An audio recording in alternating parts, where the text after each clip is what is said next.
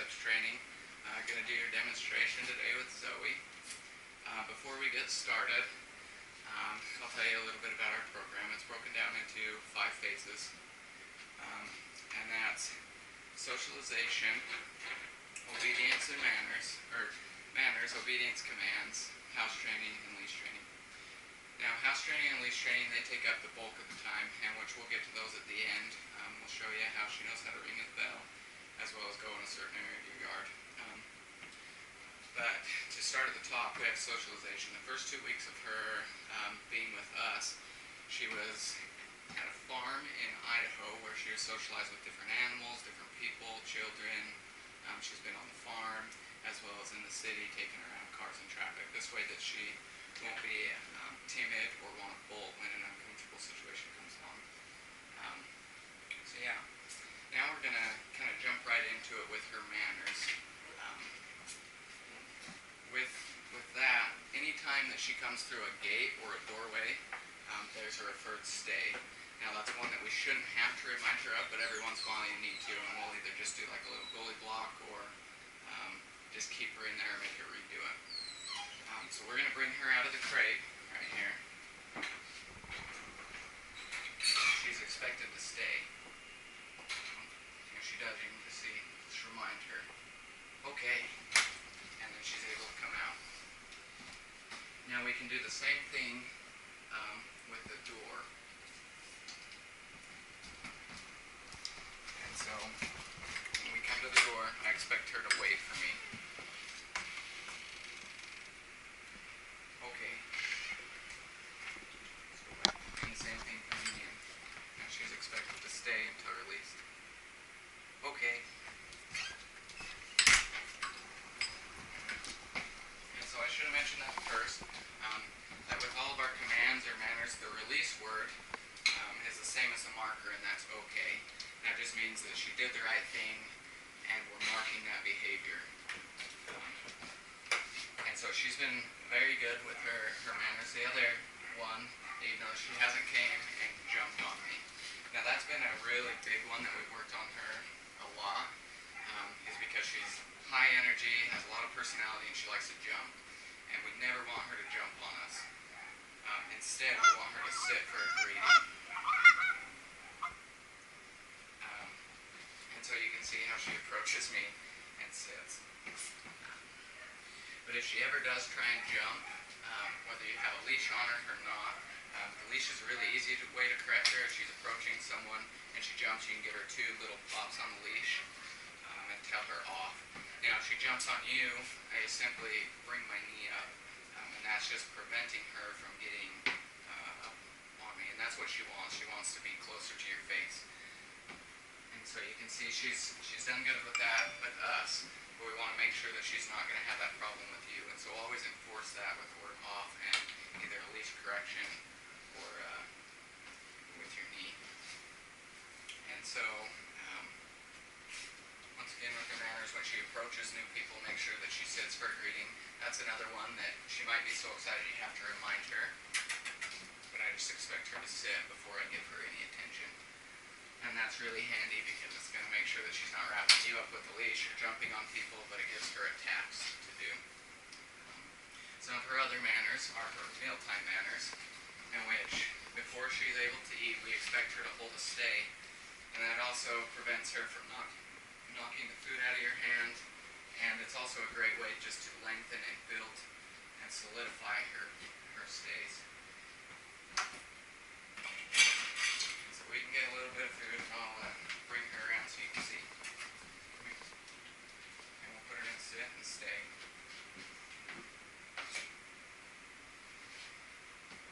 And we can add a little bit of distraction in here and kick the bowl around.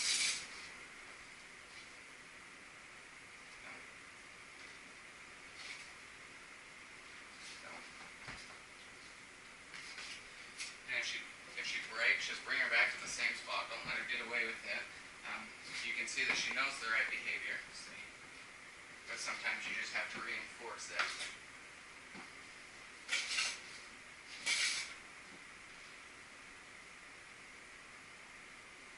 Okay.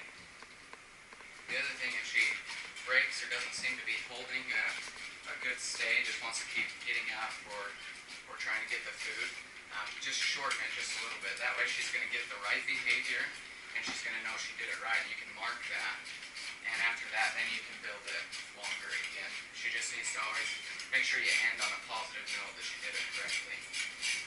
The other thing with her feeding is we spend a lot of time sticking our hands in their mouth and in their dishes and take it away, and I won't let her have any aggressive behaviors. Now this is a good one with people, with kids. Sit, stay.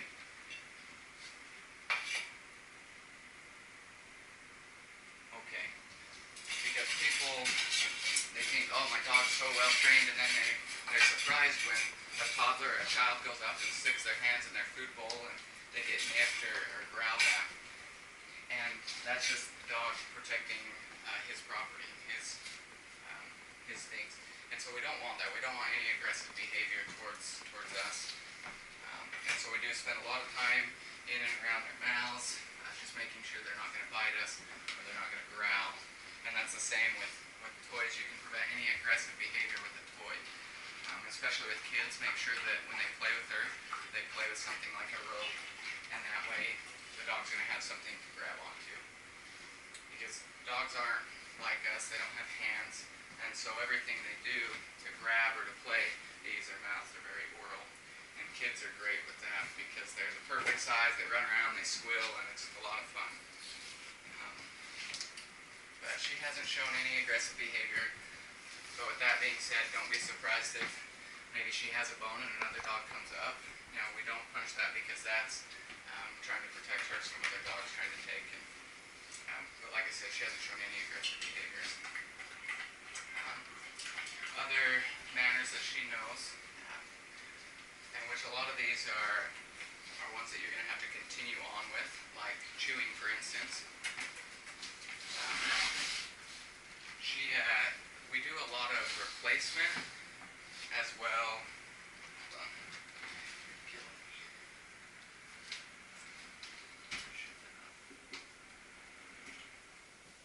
So avoiding and replacing is kind of how we treat chewing, because if you can avoid it, that's the best way. But of course, you're always going to have like a table leg or a couch, something fun to chew on. And so the way that you correct that is replacing. If you can see that she's chewing on something hard, like your table leg, you can replace that with something of that same consistency, something hard. Replace it with a bully stick or a rawhide, just something that she can really dig into. But then if she's chewing on her bed or a pillow, you can replace it with something soft that she can really get her teeth into and just pull. So yeah, I think that's about it for our manners. And then with leading into our obedience commands, one command that's on both is drop it, because anytime that she has something that you need to get away from her, there's the command drop it. And so that's an expected behavior, like a manner, as well as a command. And if she has it, she's pulling, or she grabs a shoe, expect her to open her mouth and physically release it. Or grab something that she's a little more interested in, something like a rawhide that she can chew on. Now, if you expect her, she just dropped it anyway, you can expect her to drop it on command. And so if I want to take it, she'll hold on to it. You can just say drop it, and she's expected to physically release it. So with that, we'll go right into our obedience commands. There's 9 big ones, and that's come, sit, stay, down, stay, pray, go to bed, watch me, and drop it. Now those are our 9 big commands. And now there's commands mixed in with everything, but these are the focus one in this. And so we'll start out, which you've already just saw, drop it, drop. And so we'll start out with sit down and stay. Now those are also our 3 hand signals. Sit, it's just very simple, it's a scoop up over the nose. And if it helps you to remember that, that's the way that we taught her to sit, is we take her food bowl And we lure it up over her nose till her hind end went down. And stay goes with sit and down. Turn her around here. Sit, stay. And that's just a stop sign.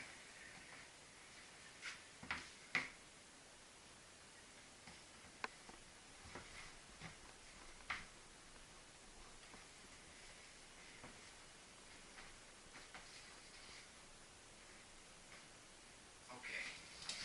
Good girl. Now she has a good stay for a puppy. It's about the standard that we send them home at, but don't be satisfied with that. Always increase it and make it longer. The way that we do that is called the 3Ds, and that's distance, duration, and distraction. Adding these things will just build it and solidify it. Now our third hand signal is a down, and the way we do that is just take our hand flat and take it to the ground. And I always put her in a sit first, and then just take her down, like that. And that's the same, the down stay, we'll put her in a down and then tell her to stay. Sit, down, stay.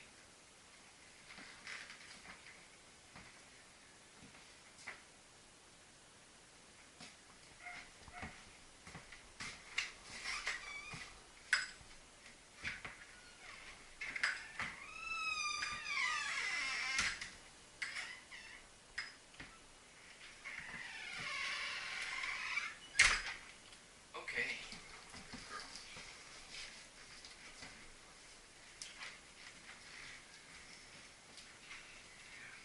And so with a down stay, easily within the first year you can get that stay up to an hour or 2 hours with a lot of persistence.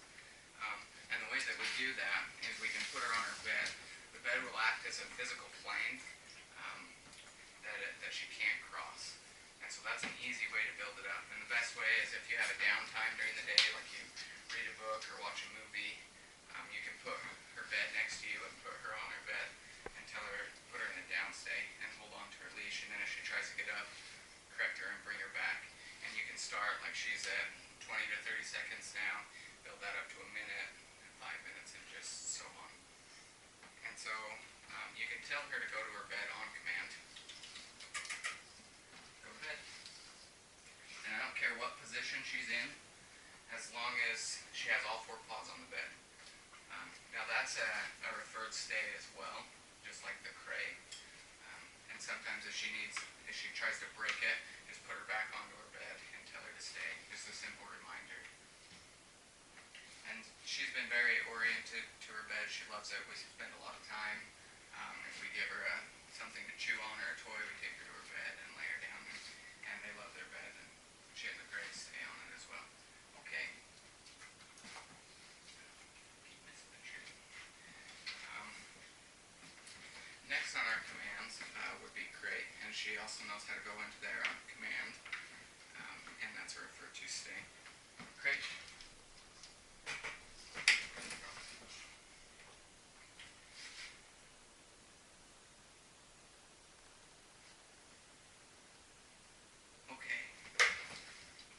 Notice on that one she hesitated just for a second, and that's fine. Dogs sometimes just need a little time to think. You can see she ran up to it and then looked up at me.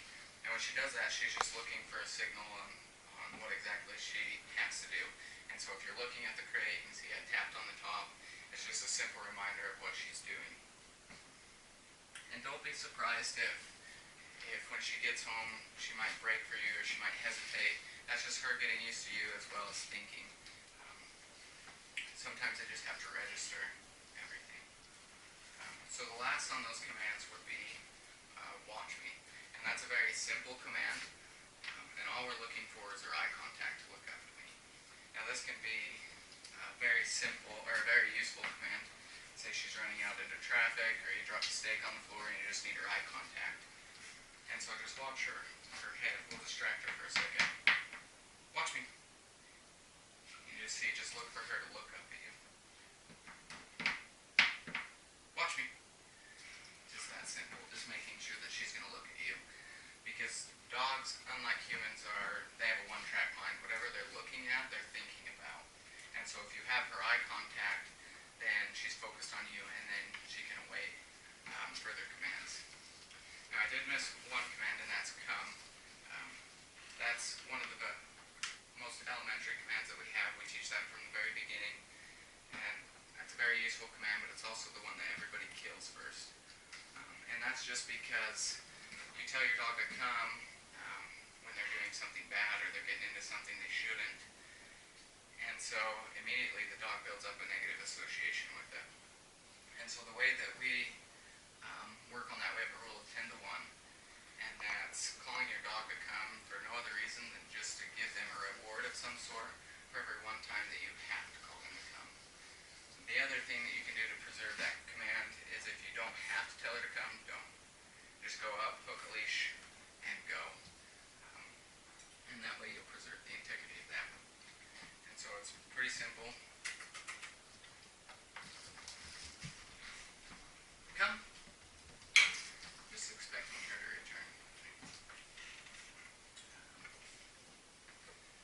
So I believe that is it for the command portion. Other than just remembering that OK is the release for all of those. That's just marking her correct behavior. And also, just so you know, with all of our commands and all of our training, the word no signifies as a correction marker. She knows that when she hears that, she did the wrong thing and we're going to start over. And we treat it as like a misdemeanor felony charge. So if she just broke a stay, you can simply say no and bring her back. But now if she's doing something that she knows that's wrong or something worse, you can give her more of a stern correction, a stern no. Because dogs focus a lot on your body language as well as your voice fluctuations. You can tell that, like, when I tell her to stay, it's a little bit more firm than when I release her. It's more of a little bit more of a chipper tone of voice of OK. So that leads us into her house training. Now that takes up really the bulk of the time. It's just lots of repetitions inside the house, getting her to ring the bell and constantly taking her out. And that's also probably the hardest to transition over to your home. The best way to do that is, so go and pick your door, whichever you're going to hang the bell on. Take her to that door and hang the bell, and rub something kind of yummy on there, maybe peanut butter or bacon grease, something that she can sniff out. And so the first time she rings the bell, she's not going to be ringing it because she needs to go to the bathroom. It's more because she's going to be sniffing out whatever you rubbed on there.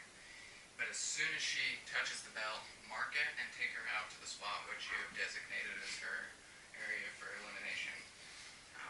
Keep her there for maybe a minute or two. Don't engage her or play or anything. Just keep her there. She goes, reward us, say, good outside. And that just signifies that it'll mark the behavior of going to the bathroom. And then bring her directly right back in. And that's probably going to happen 10 or so times. She's just going to keep going to the bell because of the bacon grease or peanut butter. And just every time she touches the bell, just mark it. You want to go outside? Let's go outside. And take her out, keep her there a minute or so. If she goes, mark it. If not, bring her right back in. Now it gets very long and a lot of repetitions, but if you do it, it pays off. And so I let them go for about 10 times, and then I'll wipe the bell clean, make sure that there's no more traces of the peanut butter or bacon grease. And she'll still go back to the bell a couple more times, just looking for that. And as soon as she touches it, mark it, take her outside. The other thing is when she gets to your home, I would take her out about every 30 minutes or so, because when they're transitioning, it kind of makes them have to go to the bathroom more, they'll get a loose stool, and you don't want to have any accidents in your house. And so if you take them out every 30 minutes, it'll just build that behavior into their mind that it's not okay to go to the bathroom in your house, and it's the same as it is here. The other thing with that is every time you take her out, say at those 30-minute marks, take her to the bell, you can hold it in front of her, let her ring it and mark it and go outside. Never hit her with the bell or else that'll build a negative association with it. And so it takes a lot of time, a lot of process, but it'll pay dividends if you just follow that little plan and just start to build it up. The other thing with house training is her crate training. Now, we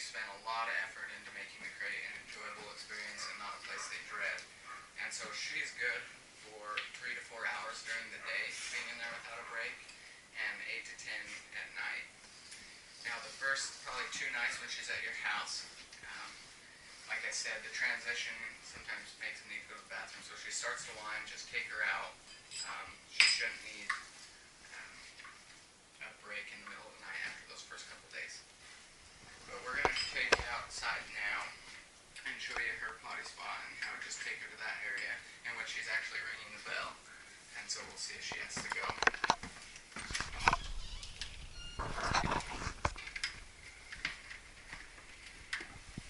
Okay.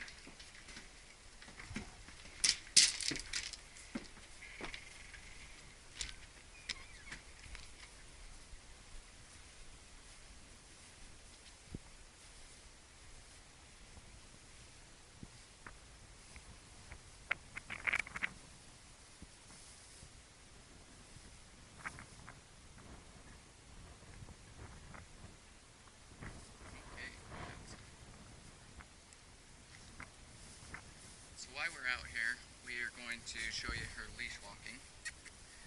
Now we have 2 types of walks we take them on. One is the attention walk, and that's kind of our business walk, getting from point A to point B. And we expect her attention to be focused on us. The other one is an off-leash walk or a long lead walk, like a 10 to 15 foot leash, and that's just for her, so she can be a dog, she can swim or sniff things out. And dogs need those, once a week or so, just to get their wiggles out. Now there's a couple things to watch as I do this attention walk. 2 of which are the commands. So the command to tell her that it's time to go is simply, let's go.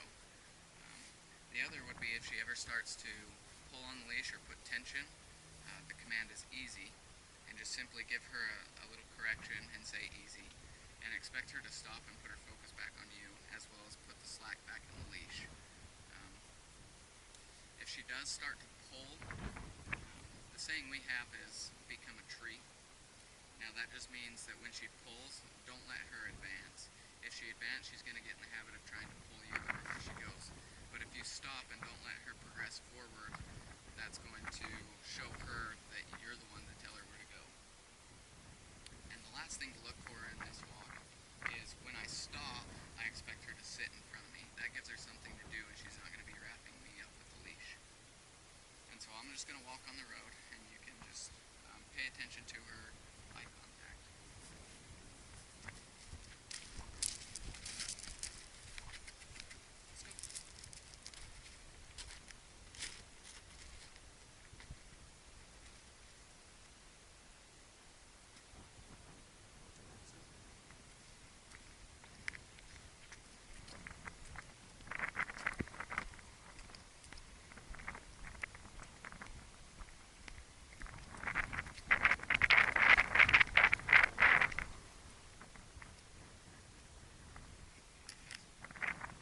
Let's go.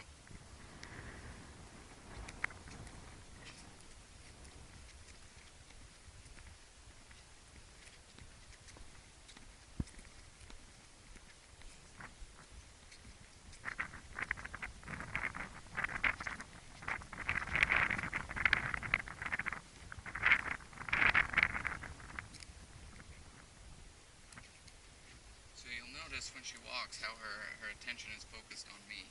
That's exactly what you want. The other thing is you want that J shape to be in the leash. You don't want her to have any tension or pulling. And she does. She has a great attention walk. The other thing, well, let's walk inside out of the wind, and I'll explain a few more things to you.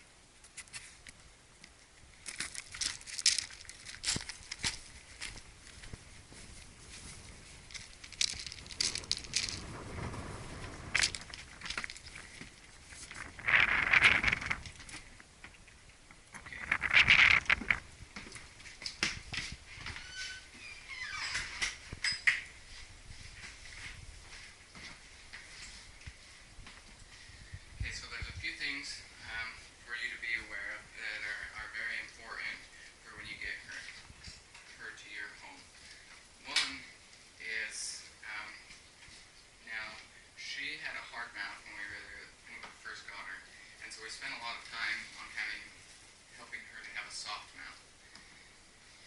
if she ever does lunge up for the treat, just pull it away and say gently. And expect her then to take the treat with her lips and her tongue. If she does ever snap, just pull it back and tell her gently. The other thing is, when she gets to you, now she's going to have a long flight. And so she's probably not going to be she'll have a lot of energy, and she's not going to want to listen real well because, one, a long flight, and two, you're new. So take your time with it. The first day, I wouldn't do a whole lot of commands with her. Maybe just the simple ones, which like staying at the doors and staying for food, and not letting her jump on you. Those are some of the main ones, because you want to build that expectation at your house. She knows not to break through the door here, but you need to make sure that she knows that she can't just break through your door at your home. As well as she can't just knock the food bowl out of your hand, but she's expected to stay. So just don't hold her to a long or a big expectation, but expect those simple commands. The other ones, I mean, you can play, she'll love to do them for you. Just don't expect these long 20, 30-second stays. And just give her time to get used to you and used to your schedule. We're excited to send her to you. She's